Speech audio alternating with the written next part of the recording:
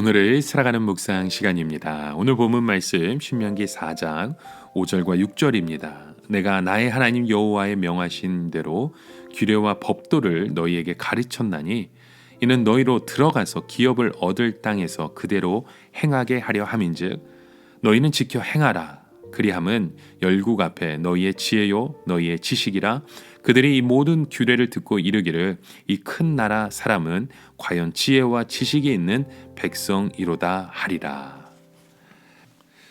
여러분, 우리가 하나님의 말씀을 붙들고 살아갈 때 얻는 유익이 있습니다. 하나님의 말씀을 꼭 붙들고 그대로 지키는 이스라엘 백성들에게 그 축복의 말씀을 주시죠. 바로 가나안 땅에서도 형통하게 되는 것입니다. 지금 광야에 있는 이스라엘 백성들에게 가나안 땅을 차지한다는 것은 상상할 수도 없는 일이었습니다. 그러나 하나님께서 가르쳐 주신 말씀대로만 살면 어느 곳에 가든지 형통할 수 있는 것이죠. 이스라엘 백성들은 광야에서 형통했듯이 가나안 땅에서도 형통하게 될 것입니다. 그 이유는 하나님의 축복을 받는 원리는 동일하기 때문입니다. 하나님께서는 이스라엘 백성들이 가나안 땅에 들어가서 그 땅을 차지한다는 것을 말씀해 주면서 동시에 그들이 가나안 땅에 들어간 후에도 이 광야에서 들은 말씀대로 살아야 한다고 하셨던 것입니다. 이스라엘 백성들은 그들이 가나안 땅을 차지하는 자세한 과정을 알지 못했지만 언젠가는 그 땅을 차지할 것이라는 결과는 알고 있었습니다. 오늘 이 세상을 살아가는 믿지 않는 사람들을 보면 문제를 푸는 방법을 잘 아는 듯해도 그 답을 알지 못합니다. 그러나 우리는 풀이 과정을 잘 모를지라도 답을 알고 있습니다. 세상 사람들은 그때그때 일을 잘 해결할지라도 궁극적으로는 하나님의 축복을 경험하지 못합니다. 그러나 우리는 분명히 하나님이 축복하시며 귀하게 사용하실 때가 오지만 그것이 언제인지는 모릅니다. 이때 우리는 끝까지 하나님의 말씀을 따라가면 됩니다. 왜냐하면 그 안에 풀이도 있고 답도 있기 때문입니다. 그런데 중요한 것은 가나안 땅에 들어간 후에도 광야에서 들은 말씀대로 살아야 한다는 것입니다. 즉 이스라엘 백성들이 가나안 땅에 들어갈 때까지만 붙들고 그 후에 버려도 되는 일회용이 아니라 가나안 땅에 들어간 후에도 붙들어야 하는 것입니다. 그러나 이것이 얼마나 어려운 일인지 모릅니다. 왜냐하면 가나안 사람들은 이스라엘 백성들에 비해 문화나 생활 수준이 아주 높기 때문입니다. 이스라엘 백성들도 그 수준에 맞춰서 살아야 할 텐데 유월절을 지켜야 되고 초막절을 지켜야 되고 오순절을 지켜야 되며 이 모든 것이 광야에서 배운 말씀대로 살아야 하는 것, 어찌 보면 세상 사람들의 보기에는 이 시대에 뒤떨어진 것처럼 창피할 수도 있을 것입니다. 그러나 이스라엘 백성들은 광야의 하나님이나 광야의 체험들을 전혀 부끄러워해서는 안 됩니다. 아무리 시대에 뒤떨어진 신앙이나 하더라도 기쁨으로 마음을 지킬 때 순수한 그 신앙을 고백할 수 있기 때문입니다.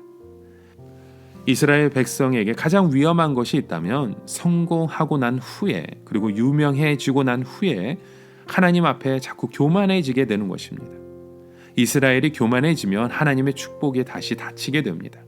아무리 유능하고 똑똑하고 능력이 많아도 교만해지면 부스러기 같은 축복만 받을 수밖에 없고 하늘의 신령한 은혜와 축복을 다 빼앗기게 되는 것입니다. 여러분, 이 세상에 아무리 좋은 것을 많이 가지려고 해도 아무리 유명해져도 하나님 앞에 가난하고 겸손함을 잊어버리면 여러분, 우리가 영적으로 우리는 타락하게 됩니다. 이러한 껍데기는 화려하고 단단해 보일지 몰라도 그 안에는 생명이 없습니다. 능력이 없습니다. 여러분, 오늘 우리에게 주신 그 하나님의 말씀을 통해 그 생명의 말씀을 다시금 깨달아 가시길 바랍니다. 또 하나님의 말씀을 지키는 사람에게 주시는 그 복이 무엇입니까? 하나님께서 모든 나라의 사람들에게 인정하는 큰 나라의 백성이 되게 된다는 것입니다. 이스라엘 백성들이 하나님의 말씀을 지켜 행하면 하나님께서 그들에게 세상의 모든 것을 능가하는 지혜와 지식을 주십니다.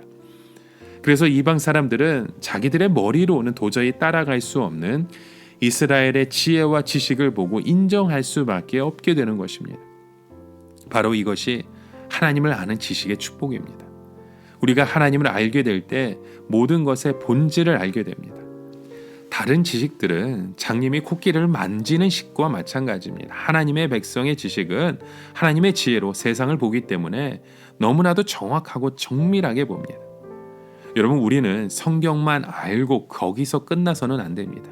성경을 가지고 이 세상의 모든 지식과 제도를 볼 때 말도 되지 않는 엉터리와 그런 억압이 오랜 관행으로 너무나도 당연하게 받아지고 있는 것들을 우리는 깨닫게 됩니다. 믿는 사람들은 이런 말도 되지 않는 그 관행이나 제도들을 우리가 바로잡을 수 있는 그 힘을 갖게 됩니다. 여러분, 우리가 하나님의 말씀을 붙들고 기도할 때 여러분, 하나님은 우리 곁에 찾아오십니다. 그래서 우리의 모든 신음소리를 다 들으시고 우리의 눈에서 그 눈물을 닦아주시는 분이십니다.